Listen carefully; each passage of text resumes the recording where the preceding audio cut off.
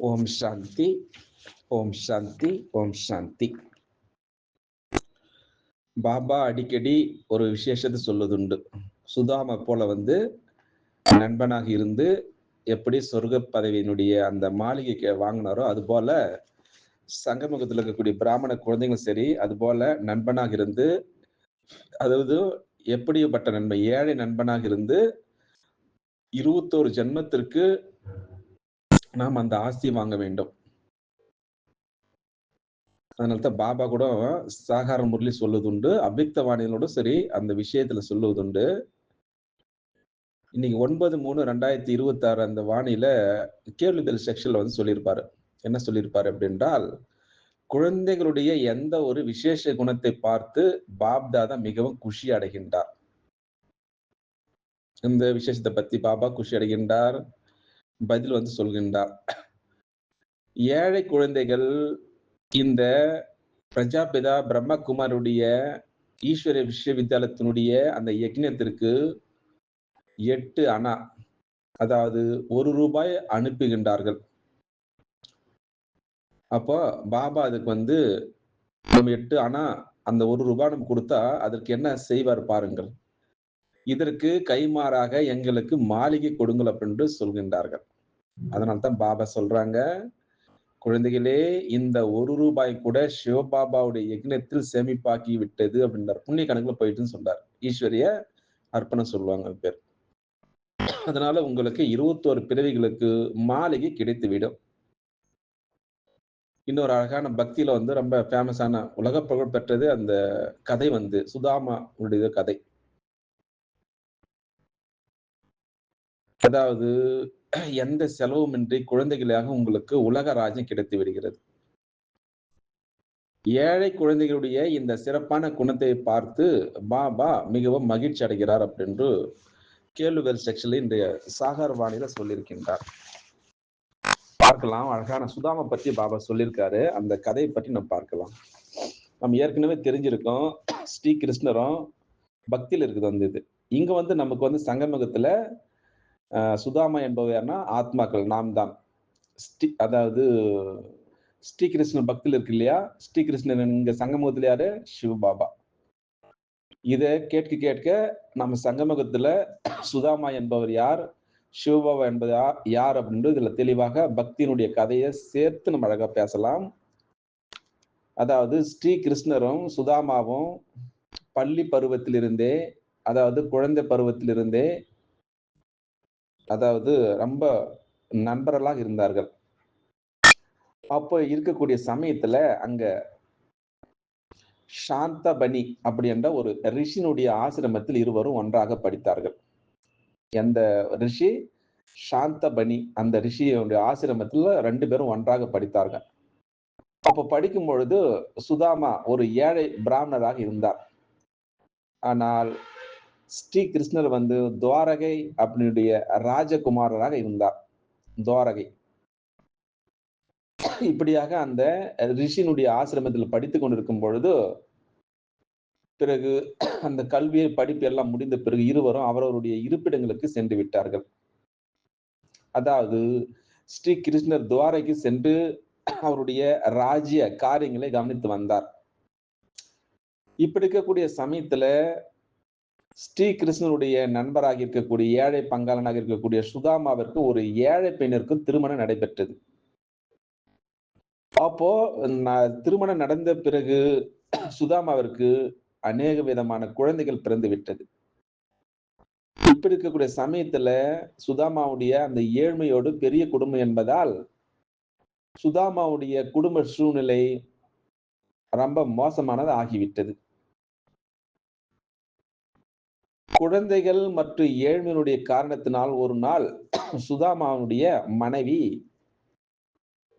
கேட்டார், நீங்கள் உங்களுடைய நண்பனுடைய மகிமையை வர்ணிப்பதில் ஒருபொழுதும் கலைப்படைவதே கிடையாது. இவ்வளவு பெரிய செல்வந்தன், இவ்வளவு பெரிய ராஜ்யத்திற்கு அதிகாரியான உங்களுடைய நண்பர், அதாவது ஸ்ரீ கிருஷ்ணர் உங்களுக்கு ஏன் உதவி செய்ய மாட்டாரா என்ன அப்படின்ட்டு கேள்வி கேட்டார் சுதாமாவுடைய மனைவி. நீங்கள் ஏன் அவரை சந்திக்க கூடாது? திரும்பவும் கேள்வி கேட்டார். இப்படி அவரிடம் கேட்டால் நம்முடைய நிலையும் சரி, குடும்ப நிலை சூழ்நிலை எல்லாம் மாறும் இல்லையா? அப்படின்ட்டு கோபத்துடன் சுதாமாவுடைய மனைவி சுதாமாவிடம் கேட்டார். இப்படியாக மனைவியுடைய அந்த தூண்டுதலின் பேராக சுதாமா என்ன செஞ்சாரு? ஸ்ரீ கிருஷ்ணர் அவர சந்திக்க சென்றார். ஆனால் நண்பனுக்கு அன்பளிப்பாக எதை கொடுப்பது? நம்ம சாதாரணமா நம்ம யாருடைய சொந்தக்காரர் யாராவது வீட்டுக்கு போனாலும், நம்ம என்ன செய்வோம்? பழங்கள் வாங்கி கொண்டு போவோம். ஏதாவது நம்ம வாங்கி கொண்டு போவோம் இல்லையா? அப்ப நம்முடைய ஸ்ரீகிருஷ்ண நண்பனுக்கு என்ன கொடுக்கலாம் அப்படின்று கேள்வி கேட்டார். சுதாமா தன்னுடைய மனதிற்கு. நம்முடைய வீட்டில் எதுவுமே இல்லையே! நம்முடைய வீட்டில் இருப்பது அரிசியுடைய அவல் மட்டும் தானே! அப்படி என்று நினைத்தார். அப்ப என்ன செஞ்சாரு, அந்த அவல வந்து ஒரு சிறிய மூட்டையில கட்டிக்கொண்டு, அவருடைய கக்கத்தில் அதாவது இடுப்பில் கட்டி வைத்துக்கொண்டு, சுதாமா என்ன செஞ்சார் தெரியுமா? துவாரகை அடைந்து விட்டார். அப்போ சுதாமா என்ன செய்றாருன்னா, அவருடைய வீட்டு அதாவது அரண்மனையுடைய வீட்ல இருக்கும்பொழுது, அவருடைய கேட்ல இருக்கக்கூடிய அவர்கள் வந்து யாருமே உள்ள விடமாட்டாங்க வந்து. கிருஷ்ணர் சந்திக்கணும்னா சாதாரண விஷயமா? இப்படியாக சுதாமா வரக்கூடிய செய்தியை கேட்ட ஸ்ரீ கிருஷ்ணர் மிகவும் ஆனந்தம் அடைந்து, அவரை வரவேற்பதற்காக நுழைவாயிலுக்கு வந்தார். அவரை அன்புடன் கட்டித் தழுவி, ஆத்மார்த்தமாக தன்னுடைய தர்பாரில், தன்னுடைய சிம்மாசனத்தில் அமர வைத்தார். அவருடைய இந்த அன்பும் சரி, அவருடைய மரியாதையும் சரி அடைந்த சுதாமா மிகவும் நெகிழ்ச்சி அடைந்து விட்டார். அது மட்டுமா, அங்க இருக்கக்கூடிய அந்த தர்பாரில் எல்லாருக்கும் சரி, கிருஷ்ணனுடைய இந்த செயலை பார்த்து ஆச்சரியப்படாமல் இருக்க முடியவில்லை எல்லோரும். அப்போ ஸ்ரீ கிருஷ்ணர் சுதாமாவிடம் கேட்டார். என்ன கேட்டார்? அண்ணி அதாவது சுதாமாவுடைய மனைவி, "அண்ணி எனக்காக என்ன கொடுத்து அனுப்பினார்கள்?" அப்படின்ட்டு கேள்வி கேட்டார். அப்போ தயக்கத்துடன் தான் மறைத்து வைத்திருந்த அந்த அவல் மூட்டையை கிருஷ்ணரிடம் கொடுத்தார். கிருஷ்ணர் என்ன செய்தார் தெரியுமா? கிருஷ்ணர் மிகவும் மகிழ்ச்சியுடன் அந்த அவலை ஒவ்வொரு தானியமாக சாப்பிட்டார். பாருங்கள் அந்த நட்பு. இதனால நம்ம என்ன புரிந்து கொண்டோம்? ஸ்ரீ கிருஷ்ணருடைய அகங்காரமற்ற நிலை, அதாவது அவருடைய அன்பை பார்த்து சுதாமா திருப்தி அடைந்து விட்டார். அந்த நினைவை அவர் மறக்கவில்லை. அதே போல தான் சிவபாபாவும் சரி. அதாவது சுதாமா தான் வந்த நோக்கத்தையும் சரி மறந்து விட்டார் அங்கே. கிருஷ்ணர் கிருஷ்ணர் கூட ஏன் எதுக்கு வந்த? எப்படி இருக்கு? எதுவுமே கேட்கல. கிருஷ்ணர் கேட்டாரு. ஏதாவது உனக்கு உதவி வேணுமா? அப்படின்று. அப்படி கேட்டு கூட சரி, சுதாமா கூறவே இல்லை. எனக்கு இது வேணும், அது வேணும், குடும்ப சூழ்நிலை இப்படி இருக்கு எதுவுமே கேட்கல. இப்படியாக ஸ்ரீ கிருஷ்ணனுடைய அளவற்ற அன்பு, ஸ்ரீ கிருஷ்ணனுடைய மரியாதை ஏற்றுக்கொண்ட பிறகு என்ன செய்தார் தெரியுமா? சுதாமா தன்னுடைய ஊருக்கு திரும்பினார். எதுவுமே கேட்கல. வந்த நோக்கமே தெரியல. ஆனால் என்ன அதிசயம் நடந்தது தெரியுமா? பாருங்கள். அவர் ஊருக்கு வரக்கூடிய வழியில அவர் ஊர் முற்றிலுமாக மாறி இருந்தது. சரி, நான் சரியான இடத்திற்கு தான் வந்திருக்கின்றேனா? அப்படி ஏமாறக்கூடிய நிலைமைக்கு வந்து விட்டார் சுதாமா.